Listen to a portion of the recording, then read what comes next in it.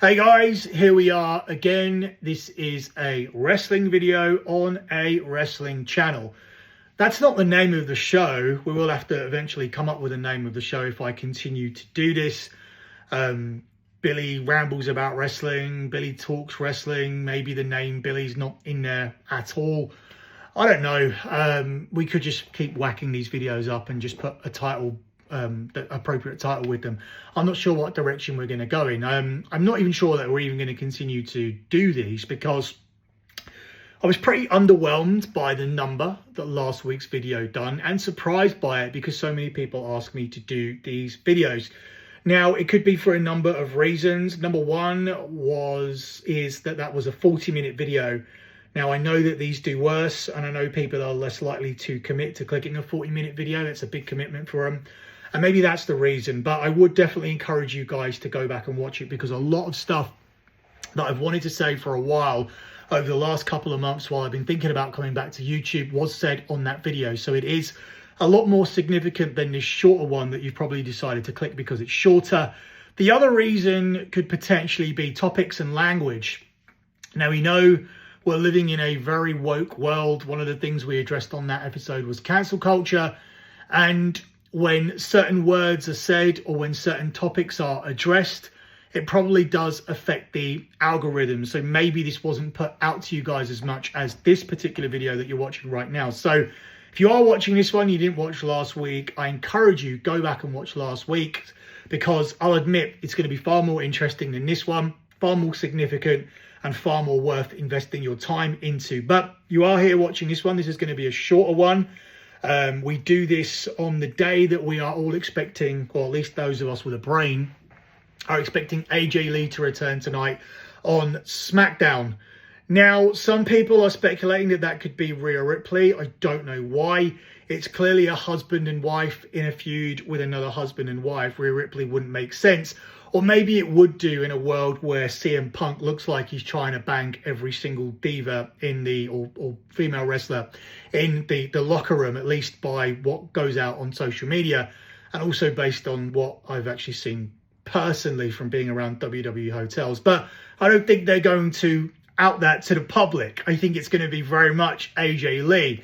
And what I found really funny this week was these idiots, these morons, these so-called insiders, these dirt sheets, including your friend and mine, Sean Ross Sapp, putting out there that he's heard, because he's an unbelievable journalist, he heard that WWE are in talks with AJ Lee.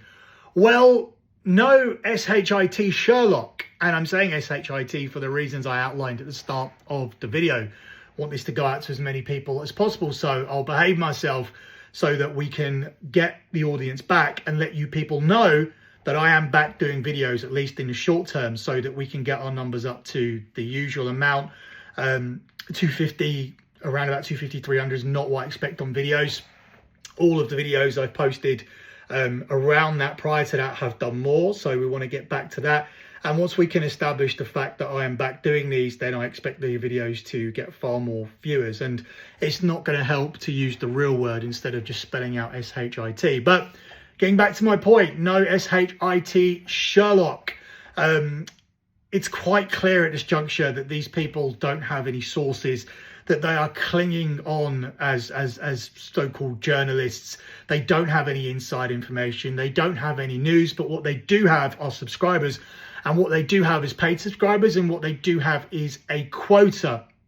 When you subscribe to something, you are expecting a minimum amount of content, and that is what Sean Ross Sapp and others are handcuffed into doing. And it means that you end up putting out BS, which we can all work out for ourselves unless we are morons. We know that AJ Lee is returning and to be a part of this program. I expect her to be in Chicago tonight. I expect her to receive a massive pop, just shy of what her husband CM Punk received when he returned. This is a hugely influential figure. They'll have you believe that we are now in the midst of a women's revolution and that women are equal to men. And that she was a huge part of that revolution at the beginning. That will be the narrative that is spun. and therefore she will be presented as a hugely significant hugely significant character and a hugely significant return. So that's the presentation, and that will be in line with the reaction that we see tonight when she returns on SmackDown. It's not going to be Rhea Ripley, don't worry about that.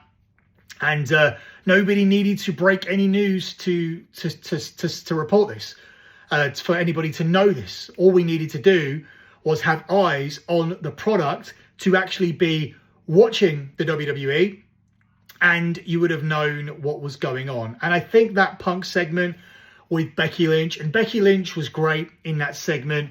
Becky Lynch and Nikki Bella in particular are two of the more unpopular people with the IWC. They get a lot of crap for no reason sometimes, but Becky was fantastic in this segment. This was the best heel work that she's done, and it sets the table for AJ Lee to return tonight. And that was the best thing on Monday Night Raw in what was a very underwhelming episode of Monday Night Raw. I wasn't overly impressed with SmackDown either.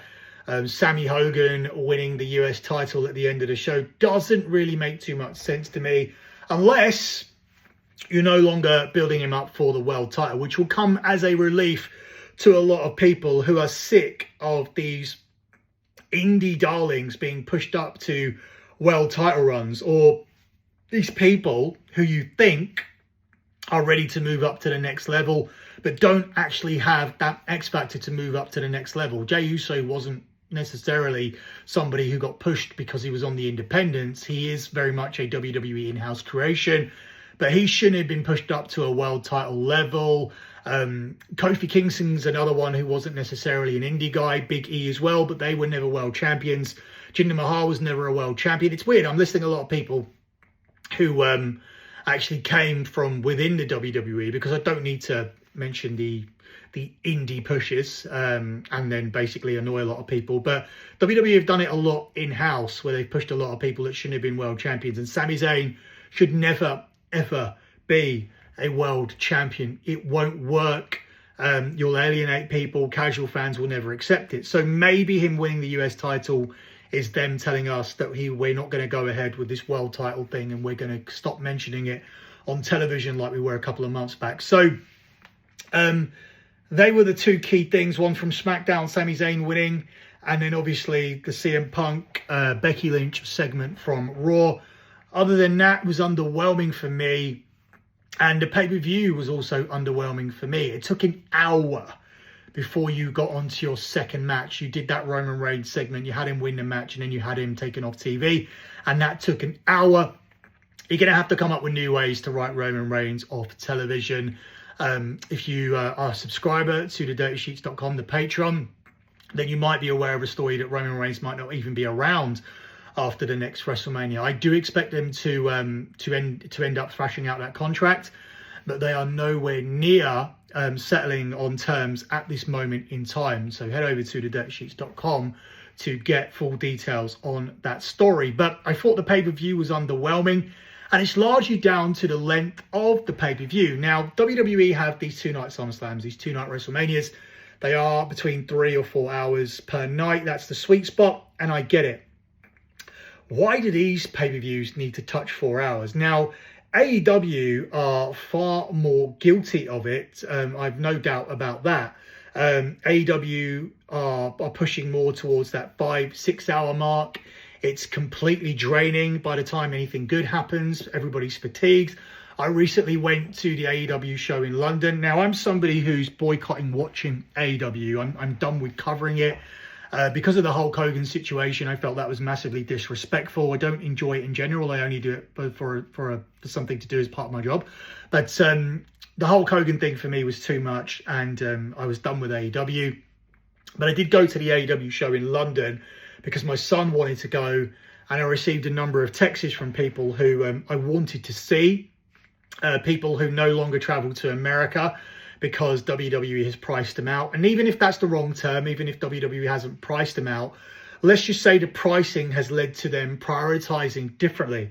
They now prefer to go on other holidays. They now prefer to invest their money on things to do with their family, maybe even if it's home improvement, maybe if it's just investing in something different altogether.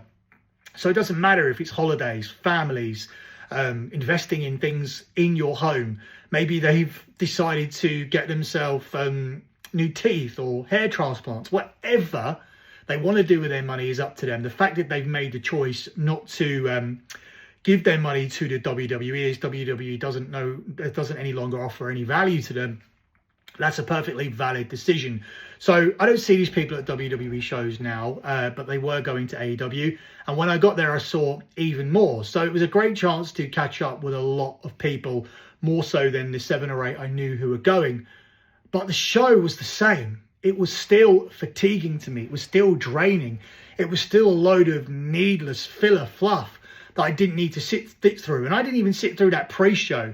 I just got there for the main show. And whilst me and my son were both happy that we got to see Edge and Christian, who we still like, and we got to hear that music and that pop at the start of the show, by the time we were sitting there and watching the Swerve Okada match, we were absolutely drained. Now, the MJF Hangman match was great. It did bring us back up. And the main event was obviously great as well, because they do all of that disgusting barbaric stuff that AEW do, that they have somewhat made people immune to. The reaction to that should actually be bigger. But then I saw what Darby Allin went through when Moxley just destroyed his ear. And that still gave me the reaction that they're looking for when they do that stuff. But general stunts and bleeding and everything that AEW chose to do, they've made people immune to it, and they need to find a way to make it matter again, because at the moment it doesn't. And you are needing to resort to extra disgusting stuff as such as what you subjected Darby Allin to. WWE, they're guilty of the same, not the barbaric stuff, but in terms of putting too much filler fluff on their shows and meaning stuff matters less, or you're drained by the time that something actually good happens. Now, Logan Paul and John Cena was excellent. That was one of the only reasons that I almost got to France. In the end, I didn't, because I've already been to SummerSlam this month. I knew I was going to be seeing people at AEW. And it's important I keep saying that. I went to AEW to see people. I wasn't there for the show necessarily. I wasn't there to watch the wrestling. I wasn't engaged with the storylines. And I'm not someone who watches Dynamite anymore week by week after that Hulk Hogan situation. My loyalties will lie with Hulk Hogan. And I felt like this company, which I was always forcing myself to watch to some extent, really crossed the line with the disgusting way that they handled Hulk Hogan's death. So not a watcher, went there to socialise and watch wrestling in the background. But even that background wrestling I found fatiguing. And everything up to Logan Paul and John Cena's excellent match I found fatiguing. Is fatiguing a word? Not sure. I'll look it up after the show. Draining. Let's go with draining until we can confirm if fatiguing is a real word. But yeah, I was fatigued by it. And whilst I can individually appreciate the efforts of Cena and Logan Paul, I can appreciate Hangman and MJF. I can appreciate what the guys put themselves through in that 10-man tag in the cage at the end of the AEW show. Whilst I could also see individually that Seth Rollins' title defense, that Fatal 4-Way, was a good match. And it did have a very good finish with Becky turning heel, something that I reported ages ago. I did say that the vision upon its development was looking for diversity, which is something that WWE obviously high on. And the diversity that they've come through with has been adding Bronson Reed and has been adding Becky Lynch, a female, to this group. Some will say that they're copying the Death Riders. I don't think WWE are copying anything AEW are doing, but obviously they are trying to damage their business and pay-per-view buys as much as possible with this whole WrestlePalooza situation. So I expect more of the same at WrestlePalooza, but I don't know why we are doing this.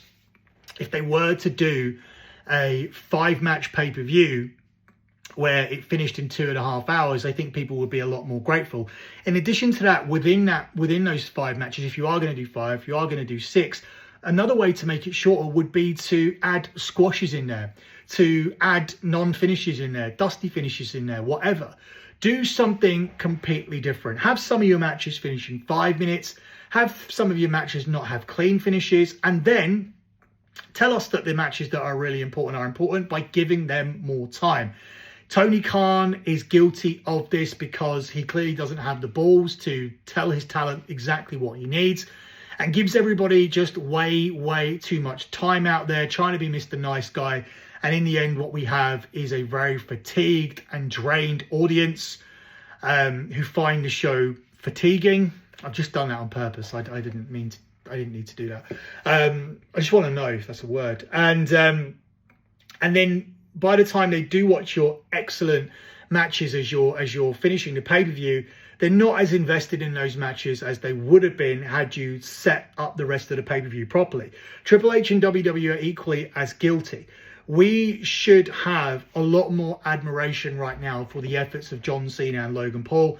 Even that title match at the end, but we had to sit through a lot of filler fluff before we got there. There was absolutely no interest in that tag match between the Street Profits and the Wyatts. And the tag division in the WWE, the tag divisions are really struggling because we've seen some excellent matches.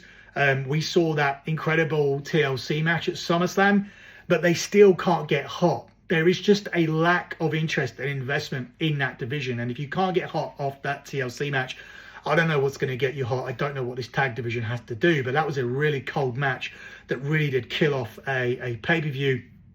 And there were other cold matches on that show as well. So I don't think they're going to learn from this. WWE at the moment are going along with their UFC model, having big gaps between the matches, filling it up with adverts and whatnot, which is draining enough. But then do something different with your matches. Don't make everything 15 to 20 minutes and make us sit through an unnecessarily long pay-per-view. Get creative with your booking. If you are going to have those 5-6 matches on there, make them all different. So by the time we get to the main events, we know these are the most important matches of the show. We haven't seen multiple 1-2 no kickouts, 1-2 no, 1-2 ah, 1-2 wah. It's too much when it's every single match on the show. As I said, I'll point out again, I'll double down. AEW are far more guilty of this. Their pay-per-views are far more difficult to watch. But WWE, if you're going to do these pay-per-views and you're going to fill them with stuff like Rusev versus Sheamus, try to quicken up some of the stuff on the show. Not everybody wants to sit through 6 15 to 20 minute matches, and by the time you get to Logan Paul and John Cena and the title match, which are supposed to be far more important, you just want the show to be done. You're thinking about ordering food for the second time. You already ordered food at the start of the pay. I'm talking about my own experiences.